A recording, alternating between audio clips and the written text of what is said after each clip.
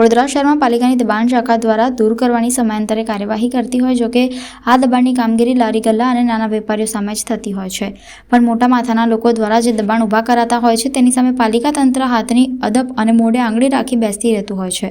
વડોદરા મહાનગરપાલિકા તંત્ર દ્વારા સ્ટ્રીટ વેન્ડર પોલિસીનું અમલીકરણ થતું નથી. રોજ કમાઈને રોજ ખાનાર વર્ગ માટે જો યોગ્ય આયોજન થાય તો દબાણોથી પણ છુટકારો મળી શકે છે, પણ પાલિકા તંત્ર દ્વારા દબાણો હટાવવા કરતાં તેનાથી મળતી મલાઈ ખાવામાં વધુ રસ હોય તેમ લાગે છે અને તેવા આક્ષેપો પણ ઘણા લોકો દ્વારા અવારનવાર થતા હોય છે. મંગળ બજાર વિસ્તારના દબાણો પાલિકાએ ઘણી વખત હટાવ્યા, પણ સમયાંતરે પરિસ્થિતિ ફરી જશે તે થતી હોય છે. મંગળ બજાર વિસ્તારમાં પાલિકા તંત્ર દ્વારા વધુ એકવાર લારી ગલ્લા પથ્થરના દબાણો હટાવવાની કાર્યવાહી કરી હતી અને 2 ટ્રક ભરી માલ સામાન જપ્ત કર્યો હતો.